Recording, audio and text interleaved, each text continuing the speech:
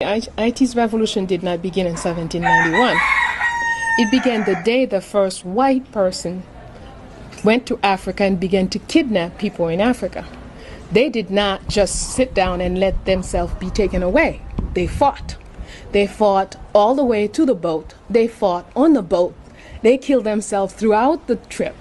They killed themselves as they get off the boat or killed whoever was tying them up. So the fight began the day the aggression, the kidnapping, the slave mentality began to capture people. Now, and the fight went throughout, everywhere. It's not just Haiti. That's another false idea that Haiti did a revolution. But Jamaica fought a lot more than we did. Cuba has much more revolts than we did. But Haiti, the difference, Haiti succeeded. And that is what makes the difference. But all the islands in St. Thomas, 3 women freed St. Thomas in 1773, took it away from the Dutch for almost a year before they were recaptured with the help of France and British Army. The Dutch put the island back into slavery and arrested the 3 women. But people don't know about that. Throughout Brazil. So the revolution is all over. It's not the Haitian Revolution. The Haitian Revolution is just one tip of the revolution against slavery that went throughout the world and received its first major success in Haiti. I would have to say, in the last period, the last string of battles that began in 1492, we have to take 3 characters, 3 major people and their surrounding. We have to take, if we take the man, we'll have to take Bookman Duty, who's from Jamaica, whose mother was a great revolutionary woman, was a Muslim woman. And the reason he's called Bookman, the man of the book, is because his Holy Quran that he refused to give up when they sold him out here. So the slave maker burnt the book on his skin. So he was all burnt up all in here, but the mark of the book stayed here. Why? Bookman. And since he was purchased by Mr. Duty, then his name became Bookman Duty, the man of the book of the duty. Now for us, there is no such thing as chance and hazard. So there is a reason why this man, who's going to come from Jamaica, grow up here, become from a Muslim to a Unga, participate actively in giving, being the what do you call, a tremplin, being what you jump over to push the last battle, if you want, to spring, to propulse, okay, the last battle. So this Bookman Beauty, what is he going to say to us? He's going to say to the Haitian people, God, who has created the sun, who governs the wind, the clouds, he is your father. And he demands that you put an end to this thing here. You must avenge the wrong that has been done to you. Now, we have no other word from Bookman but that one speech that he did on August 14, 1791. So this is the man who brought the word, the clarified word that must be materialized. Fine. And of course, with this, a whole string of fighting and activities begun towards the final march for freedom. Now we're going to go to step 2. We're going to get to a man called François Dominique Breda, born so-called in slavery. But I say no, he was born out of slavery, but when purchased, as they usually do, they changed his name to François Dominique Breda. Fine. He is going to grow. As he began to come into himself, he gets rid of the François. And what is the meaning of the word François? François means that which belongs to, is relative to France and its people. He gets rid of François. We find him Dominique Breda. He continues to fight. He gets rid of Dominique. And we find him Dominique, which means born on a Sunday. And we find him Toussaint Breda. And he gets rid of Breda as he comes to full knowledge of who he is and take his role as the one who opens the way and traces the road to independence. We find him Toussaint l'ouverture. Toussaint, the one who has the powers of all the saints, l'ouverture, to open the way. So, as we step 2, he does his job of opening the way and tracing the road. What do we find him doing in the last minutes, the last days of his existence here? We do not find Toussaint fighting to stay in power. We do not find Toussaint begging Leclerc to keep him here. We find Toussaint fighting so Dessalines will be named a divisionary general. We find him fighting for Christophe to have another rank. We find him fighting to place everybody where they should be. And his last word here in Gonaïves to his godfather, Pierre Simon Baptiste, when Pierre Simon Baptiste asked him, Toussaint, so you're leaving us here, Toussaint smile and say, don't worry, everybody's in their post. The victory is already there. And he stepped onto the boat. So then, Toussaint accomplishes his mission and goes. And then the next person steps on. It is what they call history, which we call our story, which is the story of all life forms on a particular space.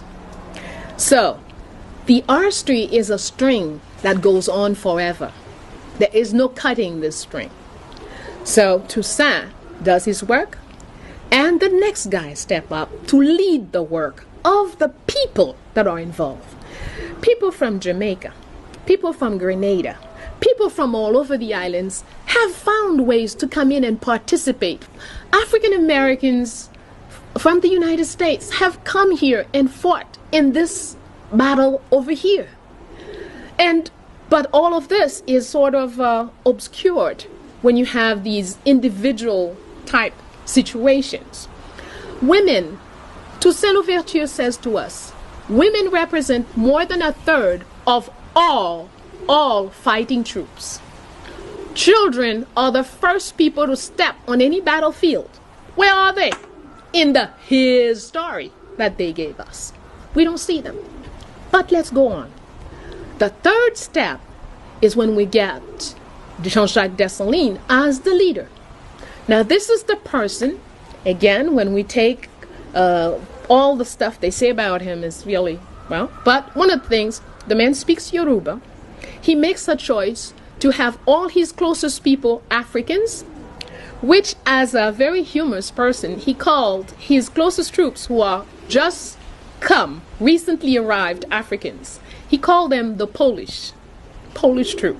Why? Because he says they speak Haitian as poorly as the Polish speak French. So, this is the man who's going to structure the final blow. This man is born for this, raised by a military woman, Agbaraya Toya, whose name as Tantoya, he calls Tantoya, and everyone in that period called Tantoya. This is this military woman from Dahomey who raised him all along and reminded him throughout his life that his destiny is to bring liberty to this land, and gave him the proper training in military and philosophy and spiritual and mysticism as well. So, when in this training, this man is prepared, the time has arrived. He has been a perfect soldier under all those who came before him. He was an absolutely obedient lieutenant, captain, and colonel to Toussaint Louverture. He has received all his formal military functioning, training, and regulations from Toussaint. He does not do anything that Toussaint does not ask him to, that Toussaint does not order him to, until Toussaint is no longer there. Then it is evident to everyone there is no other person to replace Toussaint and take the lead of the people's movement, and that is this man, Jean-Jacques Dessalines. Now, spiritually, when we analyze, just like we analyze Toussaint, and in our own spiritual language, Toussaint is a Legba in Vodun. By his name, by his functioning, by his physical appearance, by his speaking all the languages that he spoke, by everything he did, he is a pure living Legba. And as we analyze Jean-Jacques Dessalines, he is an Ogun. Ogun is what? That is the principle that brings, once you've set up an objective, once the collectivity has established an objective, then Ogun bring this objective to quick materialization. That is his work. And this is the mission of this man, Jean-Jacques Dessalines. And that's what he does. He says, all right, so now we're not afraid to say the word independence? You guys are ready? He is going to use it one of the first time publicly on March 25th, 1802 in Créteil, when he tells the people, even if you see me submit myself to French domination and authority 100 times, know that 100 times 100, I shall betray them. I promise you, I will give you independence. March 1802. He puts out his word, and his word is bond, and bond is life, and he shall give his life before his word shall fail. So Jean-Jacques Dessalines takes us to January 1st, 1804, Declaration of Independence. Declaration of Independence for the island of Haiti. Dessalines never spoke of a part of an island. The island of Haiti. Freedom for everywhere. When he made his security plans for structures and fortresses to be built, he made them for the entire island. Everything he did for the island. Okay? And he also told another very important thing. He says, today we are celebrating one independence, military independence. All the other independence have yet to be conquered. He was very clear. Ogun always speak very frankly, differently from a Legba. Legba speaks in very symbolic terms, and everyone can take them whichever way they are comfortable with them. But Ogun speaks in very direct terms. He's usually hated or loved. Henri Christophe, when he's going to take over after Dessalines' death, then Christophe, his strength is that he picked up all of Dessalines' plans and executed them. Whereas in the West, Pétion, who was president, who is the assassin of Jean-Jacques Dessalines, he smashed everything that he had started, that Dessalines started. And this is the man who believed in the French, who is begging a slaver while president of this country, while talking about the Black Republic, is begging a Frenchman to recognize him as his son. Now, this is the confused person who brings us to the crossroad of where we are now, that led to where we are now. And that's the continuation of this sickness of wanting to be white, wanting to live out of yourself, out of your own nature, and it's going to be concretized by, this thing is going to reach a higher level when this man is going to agree to pay France 150 million gold francs for an independence that we earned. The year 2004 is important for Haitian, for it is a mark. It is a time, as far as we are concerned, for remembering, going back and studying a victorious time in our lives, so we can pick up the principles of history, put them into structures, and so we can begin again to work as a victorious people. Jean-Jacques Dessalines himself said it, 1804. He said, look at what you did. He did not say, look at what I did. He said, look at what you did. He said, it's not the army's victory. It is your victory. For if you were not there for the army to hide, if you were not there to feed this army, if you were not there to bring him weapons, what would he have realized? Look at what you did. Clap for yourselves. Yes, we have lost this. It's not written anywhere in no manual, history manuals for the children. The children do not know what it is that they did in 1804.